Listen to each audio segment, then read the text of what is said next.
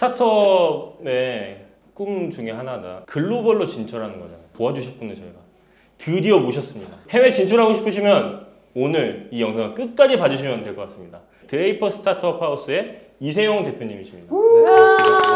네, 안녕하세요. 저는 그 드레이퍼 스타트업 하우스 코리아 대표를 맡고 있는 이세용이라고 합니다. 오늘 이렇게 좋은 자리 초대해 주셔서 감사합니다. 대표님의 개인 커리어가 좀 네. 궁금한데 혹시 네. 어떤 커리어를 가지고 계시는지. 저는 원래 이제 글로벌 경영 컨설팅 회사에서 처음 커리어를 시작을 했고요. 메인앤컴퍼니 또는 BCG라는 그런 컨설팅 회사에서 기본적인 뭐 기업들의 경영 전략, M&A, 그다음에 고객 확보 전략 뭐 이런 것들을 하면서 사실은 되게 많은 경험을 할 수가 있었고 그 후에는 이제 뭐 미국에서 좀 공부하고 왔었고요. 미국 공부하고 와서는 미국 어디서 하셨나요? MIT에서 네. 한국에 와서 이제 미국에 공부한 다음에 한국에서 창업을 했었어요. 그래서 그때 이제 뷰티 서비스 프랜차이즈 브랜드 하나 인수해가지고 중국에 이제 진출시키는 역할을 좀 했었고 그리고 레드클럽이라고 그때는 네 그래서 한국에서 좀 굉장히 어려움을 겪고 있던 브랜드 인수를 해가지고 중국 시장에 진출시키자 해서 중국에 가서 한 3, 4년 정도 그때 해외 진출 경험 처음을 해봤죠. 제가 직접 그걸 엑시스를 하고 국내 모 화장품에서 팔았어요. 엑시스를 하고 너무 고생을 좀 했었어가지고 사실은 그래서 다시 이제 비즈니스로 돌아와서 컨설팅에서 좀 다니다가 이제 모 금융회사에 디지털 헬스케어 총괄로 좀 갔죠. 그 플랫폼 런칭하는. 그래서 지금은 이제 뭐 걸으면 뭐 보험료 깎아주고 하는 게 되게 일상화 됐죠. 그때 처음으로 한국에 제가 런칭하는 총괄이었고요. 그래서 그걸 이제 SK텔레콤이랑 협업해서 한 100만 정도 멤버 만드는 서비스를 런칭하고 이제 그게 기회가 돼가지고 IBM에 또 가서 AI 빅데이터 총괄로 좀 한국에서 좀 하다가 이제 그때 연계가 됐던 AI 기반의 에셋 매니지먼트 회사에 가가지고 또 뭐 손정회장 투자 유치하는 거 도와주고 그때 투자를 굉장히 많이 유치하셨다고 들었는데 네 그때 이제 얼마였죠? 하나로에 1,700억? 1,700억 정도를 이제 유치해주고 나서 이제 저는 뭔가 조금 더 이제 스타트업을 도와주는 일을 좀 할 수 있겠다 싶었는데 마침 그때 드레이퍼에 또 연결이 돼가지고 한국에 그런 엔터테인을 설립하는데 제 경험치들이 되게 다양한 경험을 많이 하다 보니까 좀 도움이 될 것 같아가지고 이제 셋업을 하는데 참여하게 돼서 여기까지 오게 된 것 같습니다. 여기 그 드레이퍼 스타트업 하우스라고 하는 이름에 네. 담긴 의미가 좀 궁금하거든요. 그렇죠. 근데 저는 이제 주거 관련한 네. 스타트업이다 보니까 그렇죠. 되게 네. 인상적입니다. 네네. 그래서 그 하우스가 왜 붙었는지 비슷해요, 사실은. 그래서 질문도 단순해요. 네, 독립생활 하시는 거랑 네. 비슷한 컨셉이 사실 글로벌은 있어요. 네. 있어요. 네, 그래서 저는 한국은 제가 아직 자신이 없어서, 그러니까 그 일종의 코리빙이죠. 코리빙. 네, 코리빙. 사실 그 하우스가 코리빙에서 시작한 거 맞아요. 그래서 발리나 이런 데는 저희 카티지, 그러니까 오두막 컨셉을 해가지고 실제 코리빙이 있고 몇몇 군데 지금 있어요. 코리빙을 운영을 하는 데가. 그러면 그 함께 살면서 네. 이런 창업 모델을 만들어가는 거예요? 그렇습니다. 네. 그래서 와. 일종의 이제 허스피탈리티 모델도 좀 있어서 이렇게 오. 붙여져가지고 하고 있는데 한국은 제가 아직 잘 모르겠더라고요. 그래서 뭐 같이 나중에 좀 그런 네. 것들도 한번 얘기를 한국은 유니크한 시장인데 제가 잘 알고 있습니다. 네네네. 네. 그래서 저희가 처음에 팀드래퍼랑 저희 비크람 이게 제가 이 비즈니스 플래닝 얘기를 할 때 그래서 코리빙을 제가 뒤로 좀 빼놓긴 했어요. 그러니까 이제 1, 2년 정도 우리 코워킹 그다음에 이런 스타트업 중심 운영을 한 다음에 코리빙 컨셉 한국을 내가 좀 마켓에서 좀 스터디 해봐야 되겠다. 근데 그리고 대표님께 좀 많이 배워야 될 것 같아요. 그래서 그게 글로벌리는 있습니다. 그리고 실제 산마테오도 그렇게 운영을 하고 있어요. 기숙사 진짜요? 비슷한 아까 드레이퍼 유니버시티랑 연결해가지고 한 건물에. 네네네. 오, 너무 좋다. 제가 가장 관심 있는 것 중에 하나가 드레이프 유니버시티거든요. 아. 유니버시티를 한국에 데리고 와서 여기서 코리빙도 시키면서 학생들 창업시키고 너무 좋네요. 그리고 직장인들이 여기 와서 또 본인의 미래를 준비할 수 있도록 좀 만들고 싶고 오픈 이노베이션도 이 안에서 할 수 있다 생각이 들어서 그래서 드레이프 유니버시티에 대한 그런 부분들을 굉장히 관심 많이 갖고 있다 말씀드릴 수 있을 것 같습니다. 그렇구나. 대표님 이제 지금 드레이퍼 스타트업 하우스에서 네. 지금 한국에서 하시려는 사업이 어떤 건지 좀 더 구체적으로 저희가 여쭤봐도 괜찮을까요? 네. 일단은 저희는 어쨌든 국내 이미 로컬 엑셀러레이터나 또는 로컬 VC가 굉장히 많이 잘하고 계시고 특히 우리나라 정부 프로그램이 이렇게까지 이 어마어마한 것 같거든요. 전 세계 이런 게 없어요 사실은. 네, 그래서 저희가 뭐 그거를 뭐 경쟁하는 이런 건 아닌 것 같고 저희는 이제 브리지 투 글로벌 마켓인 것 같아요. 그래서 그게 어떤 건지. 그러니까 글로벌 시장에 대한 다리 가교 역할을 좀 하자. 그래서 국내에 이제 되게 좋은 스타트업들이 많고 너무나 좋은 재료들이 많은데 어쨌든 저쨌든 한국이 확실히 글로벌라이제이션 측면에 있어서 조금 제한적인 것도 맞죠. 그게 이제 지정학적으로도 우리가 좀 막혀 있고 그렇죠. 어렸을 때부터 사실 생각해보면 비행기 안 타면 갈 수 있는 나라가 없으니까 굉장히 글로벌 인터랙션이 자연스럽지 않은 거죠. 근데 상대적으로 동남아시아만 가더라도 국경이 다 오픈돼 있으니까 그 외국인을 만나는 게 되게 쉬운 거고 그 다음에 오히려 이상한 게 아닌데 우리는 되게 보면 새로운 경험이잖아요. 그러니까 그런 것들이 좀 제한적이다 보니까 추가적으로 우리나라 이코노미 자체가 조금은 MNC들이 많이 떠나면서 최근에 한 10여 년 동안 굉장히 이 해외에 나갈 수 있는 기업에서 성장을 해가지고 해외에 나갈 수 있는 것도 막히다 보니 상대적으로 MNC가 나가면 또 어떤 일이 있냐면 글로벌 리소스가 안 들어오는 거죠, 한국에. 그러니까 사실 지금 실리콘밸리에 있는 인도인들이 다 웬만한 기업의 CEO가 된 것들도 사실 인도에서 성장해서 글로벌 기업의 어떤 본토로 가서 헤드쿼터에 성장한 이런 케이스들이 꽤 많이 있어요, 사실은. 그러니까 그런 어떤 사다리들이 이제 막히다 보니까 상대적으로 우리나라 시장에 글로벌라이제이션이 좀 제한적일 수밖에 없고 그게 이제 스타트업 쪽에도 혹시 영향을 주는 것 같아요. 그래서 되게 좋은 비즈니스 모델들이 항상 몇 년 묵히는 거죠, 여기서. MNC라고 하셨는데 그게 멀티내셔널 컴퍼니들, 다국적 기업들. 아. 예. 다국적이요. 예, 그래서 그런 부분들이 이제 사실 상대적으로 이제 싱가포르나 우리랑 비슷한 GDP 수준 다른 국가들을 보면 처음부터 글로벌 시장을 타겟으로 하다 보니까 이제 글로벌 스탠다드, 글로벌 프로세스, 또는 글로벌 고객의 니즈 이런 것들을 많이 보는데 우리는 한국에 포커스하는 거죠. 그러다 보니까 한국이 엄청 어려운 시장이거든, 사실은. 굉장히 이런 기대치가 기대수이 높아. 높고 까다롭죠. 그리고 우리도 극강의 서비스 수준을 만들어야 되잖아요. 전 세계에서 이런 나라가 어디 있어요. 그래서 그런 면에서 이제 그 좀 더 글로벌에 일찍부터 나갈 수 있는 기회들을 드레이퍼가 열어줄 수 있다라면 또는 우리가 가진 글로벌 네트워크 저희가 전 세계 35개 오피스에서 20개 국가 정도 이제 자리 잡고 있는데 그런 부분들을 한국에 있는 유망한 스타트업들과 연결을 시켜줄 수 있다라면 그 시너지가 있지 않을까라는 생각에서 저희가 이제 한국에 좀 이렇게 역할을 좀 생각하고 있습니다. 교수님이랑 뭐 어떤 협약을 하신다고? 협약 다음 주에 업무 협약이 있고요. 오. 저희가 벤처 스튜디오 모델을 같이 좀 적용해보자라고 생각해서 제가 있는 서울 벤처대학교 그다음에 벤처 스튜디오 모델 적용하는 프로미티어스라는 이 기업이 있고요. 그리고 드레이퍼 스타트업 하우스 코리아랑 같이 3자 업무 협약을 맺고 우리나라의 좋은 기업들을 실제로 같이 페이스메이커 동행도 하고 그리고 글로벌로도 나가게 해주자. 또 크게 두 개의 목적을 가지고 진행을 합니다. 그런 거에 플러스 저희가 생각하는 거는 좀 이제 그런 플랫폼 역할을 해야 되니 저희 이제 미터 드레이퍼스라는 글로벌 창업 경진대 같은 게 있어요. 세븐이 지금 현재 진행 중인데 한국에서 호스팅을 한 적이 없는 거죠, 사실은 지금까지. 그게 정확히 어떤 거냐면 한 시즌당 저희가 한 8개, 9개 정도 국가 또는 도시가 같이 참여를 해서 각 국가별로 예선전을 합니다. 그래서 예선을 해서 거기서 상위 선발된 스타트업들을 뽑아서 실리콘밸리에 보내가지고 거기서 또 경쟁을 하는 거죠. 근데 이제 이 과정에 있어서 이게 단순히 팀 드레이퍼와 이제 팀 드레이퍼 저희 파운더가 직접 와서 평가를 다 국가별 돌아가면서 해주시고 그 50%의 평가는 그 저지들이 하는데 50%는 이게 또 방송용 에피소드를 만들어줘요. 오. 역시 미국이 참 이런 거 잘하죠. 그래서 시즌제예요 지금. 그래서 지금 시즌 7인데 각 국가별로 하는 예선전을 한두 개 정도 에피소드를 만들어서 방송을 하면 여기에 이제 노출되는 기업들에 대해서 시청자들이 또 보트를 해요.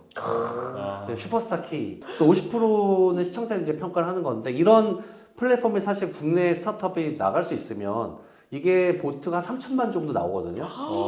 그러니까 3천만 정도 시청자를 보는 거고 스트리밍 서비스로 전 세계 커버리지가 3억 명 정도 된대요. 사실 그 과정에 있어서 이제 전 세계에 있는 투자자들에게 자연스럽게 노출이 되는 거니까 그렇죠. 이런 기회가 어디 있겠어요.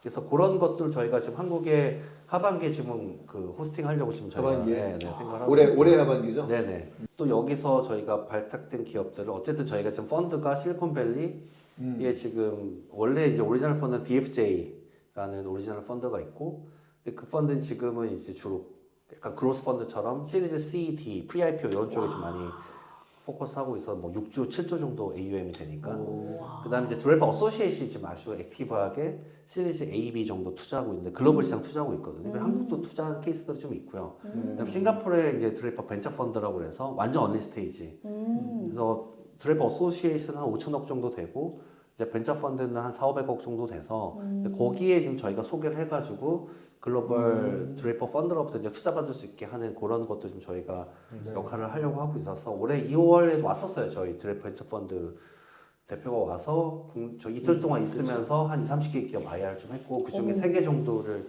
저희가 이제 보냈고 그래서 그런 역할들 플러스 하반기에 저희도 그래서 직접 펀드 조성을 해야 되는 이런 고민 좀 하고 있습니다. 그래서 직접 팀 드레이퍼가 이제 시딩을 좀 한국에 할 생각을 하고 있어서 그건 저희가 이제 확정되는 대로 또 아마 시장에서 저희가 아마 얘기를 할 것 같고요. 굉장히 많은 걸 가지고 있죠. 거기에 이제 드레이퍼 유니버시티라는 또 저희 프로그램이 있어요. 그렇죠. 그래서 산마테오, 실리콘밸리 가시면은 빌딩 하나를 약간의 이제 실제 대학 학위는 아니지만 한 8주 정도 되는 그런 스타트업 프로그램 운영을 하고 있거든요. 그래서 아이디어 있는 친구들 거기 가가지고 실제로 이제 창업을 하는 거죠.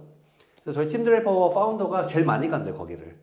굉장히 좋아하고 어느 날 가서 갑자기 오피스하고 열기도 하고 그런 프로그램들을 한국에도 좀 저희가 소개를 하려고 좀 생각을 하고 있어요. 그래서 전체적으로 교육, 투자, 그다음 이런 스페이스, 그다음에 이제 글로벌 프로그램 이렇게 사실 저희가 지향하는 거는 이제 글로벌 에코시스템인 거죠. 그거를 저희가 원스톱으로 좀 제공해 줄 수 있다라고 하면 한국의 유망한 유니콘 기업들 될 수 있는 유니콘 기업들을 외국에 소개해주고 투자를 받게 해주고 하는 그런 역할들을 좀 하게 되지 않을까. 거기서 절대적으로 저는 로컬에 있는 VC, 우리나라에 있는 VC나 엑셀러레이터 분에게 이 프로그램들 좀 많이 저희가 제공해드려서 이 시너지가 있을 거라 좀 생각은 하고 있어요. 제가 이제 그때 포럼에서 한번 네. 들었던 거는 그 생과일 주스 네. 그런 기업이 글로벌로 진출한 네. 사례가 있다고 했는데 네. 좀 그런 거 좀 아이주스라고 싱가포르 기업인데, 그러니까 되게 특이한 케이스인 거죠. 사실은 자판기에 그 IoT 자판기로 해서 그 오렌지가 보이거든요. 그래서 거기서 바로 착즙해가지고 한 잔을 마시는데 싱달러로 아마 2.5불 정도 될 거예요. 예, 그럼 뭐 한 3,500원 정도 아마 될 건데 이 모델 하나 가지고 글로벌을 진출해서 나스닥에 상장했다는 플랜을 가진 친구인 거죠. 그래서 싱가포르에서 한 다음에 투자를 좀 많이 유치했어요. 그 플랜 가지고. 그리고 일본에 가서 오퍼레이션 셋업 해가지고 엄청 고생해서 지금 한 5, 600개 좀 깔았고 그리고 바로 한국에 와서 제가 만났어요. 작년인가? 그래서 거기는 이제 로컬 오퍼레이터도 소개해달라고 제가 좀 이렇게 소개해주고 했는데 한국도 이제 시작을 했죠. 그리고 나서 이미 글로벌 시장을 한 20개 정도 찍어놨어요. 그러니까 그렇게 하면 스케일업이 되니까 충분히 상장할 수 있는 케이스가 되는데 만약에 한국에서 이 사람이 이거 하나 들고 와서 우리 투자를 해달라고 했을 때 과연 우리나라 투자 받았을까? 그게 이제 다른 거죠. 생각이. 훨씬 더 높게 그걸 가능성을 있게 보는 거죠. 사실은 글로벌 시장에서. 근데 우리나라에서는 야 그거 되겠어? 야, 일단 한국에 한번 깔아보자. 한국에 경쟁 없이 이렇게 많은데 자판기 하나가 되겠어가 나오겠죠. 아마 저도 그랬을 것 같고. 그래서 그게 이제 되게 시각의 차이인데 이미 이 친구는 벌써 대여섯 개국에 진출해서 본인이 만든 비즈니스 모델을 똑같이 카피해서 확장을 하고 있는 거죠. 각 국가별로. 그 속도가 엄청 빠른 거죠. 그게 사실은 과거 로켓 인터넷 했던 일이죠. 그렇죠. 배달 앱이 떴을 때 세컨 플레이어 전략으로 해서 한국 요기요 만들고 요기요도 사실은 딜리버리 히어로의 자회사였고 그래서 딜리버리 히어로 자체가 로켓 인터넷 투자한 회사였고 그걸 전 세계에 열댓 개를 만들더라고요. 굉장히 빠르게. 그러니까 그런 게 결국은 되게 중요하지 않을까. 글로벌 시장을 빠르게 읽고 엑스큐션을 빨리 해나가는 거. 그거에 있어서 이제 여러 파트너나 조력자들이 필요할 부분이 되겠죠. 대표님은 그러면 수많은 기업들을 만나고 네. 실제로 인터뷰를 할 거 아니에요. 네. 심사도 하시고. 네. 그럴 때 어떤 포인트를 가장 중요하게 보세요? 심사하실 때.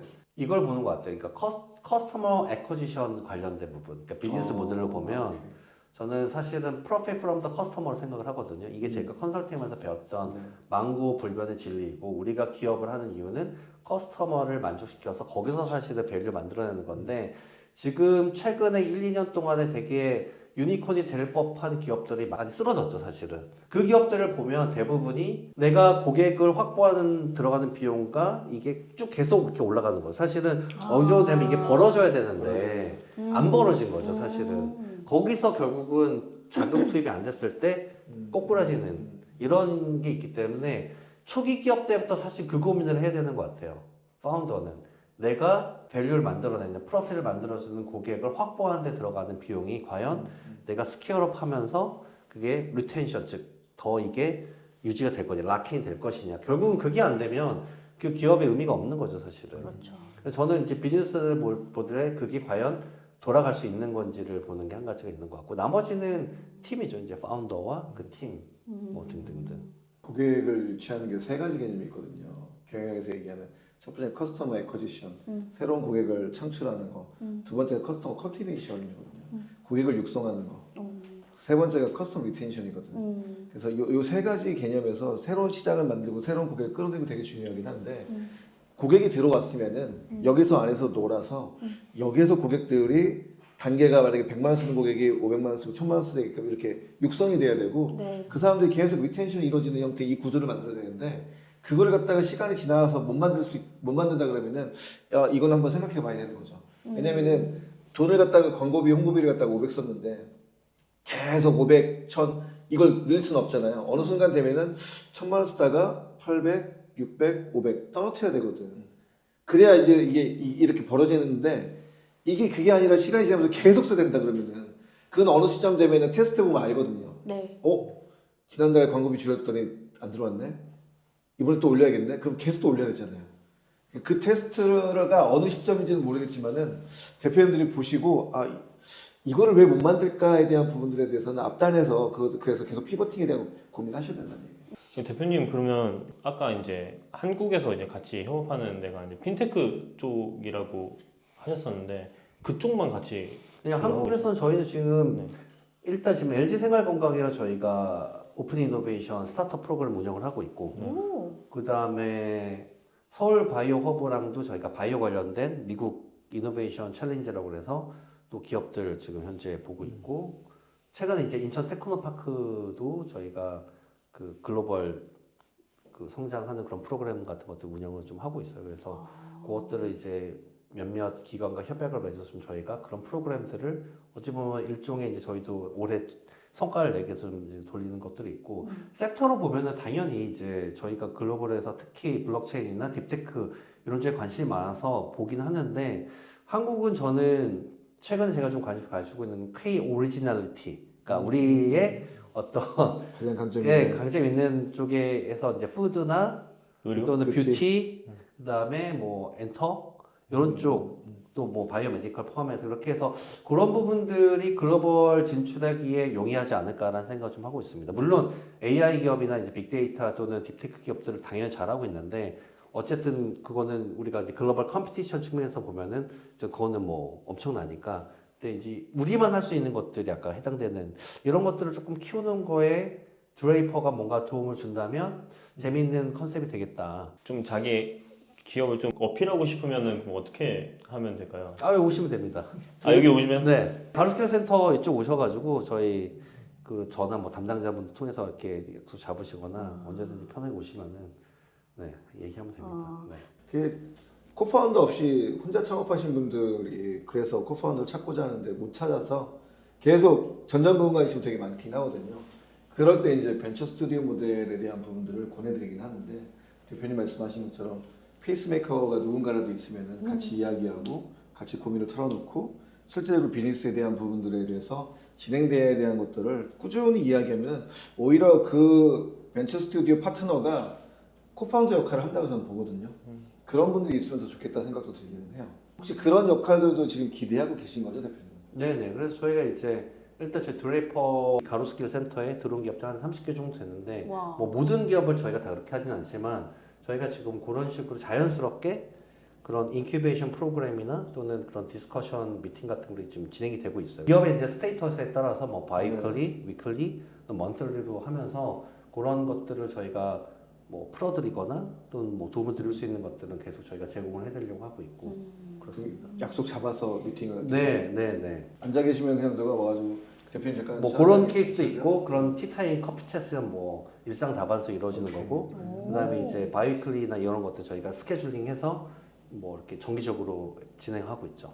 저희가 좀 그러니까 그런 문화를 좀 만들어 가려고 하는 중이에요. 저희가 이제 오픈한 지 뭐 한 굉장히 3-4달밖에 안 돼서 이제 뭐 이주열 교수님 통해 가지고 저희가 뭐 이런 바베큐 파티 같은 것도 옥상에서 하고 할 건데 그러니까 지금 싱가포르 같은 게 저희 드레이퍼 스타트업 하우스의 헤드쿼터가 이제 실리콘밸리도 있고 싱가포르에도 있거든요. 근데 싱가포르는 되게 작아요. 사실 그렇게 크지도 않고 우리나라 치면 북촌 한옥마을 같은 걸 개조해서 만든 거예요. 싱가포르의 일종의 전통 가옥이라고 하더라고 거기가. Every Friday마다 소셜이 있어, 소셜. 근데 미국 애들 그런 거 잘하죠. 이런 거 너무 좋지. 그냥 오는 거예요. 그리고 6시에 갑자기 와인바로 바뀌어요, 1층이. 거기서 와인 한 잔 마시면서 그냥 얘기하는 거예요. 와.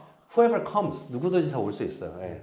루프탑도 괜찮겠는데요? 루프탑도 좋죠. 네, 그래서 이제 저희 날씨 따뜻해지니까 루프탑도 해가지고 이런 것들이 되게 어찌 보면 문화인 거 같고 너무 좋은데요? 실리콘밸리의 약간 믹서 문화인데 네. 믹서 문화요? 믹서라고 부르더라고. 그 파티를 믹서. 우와.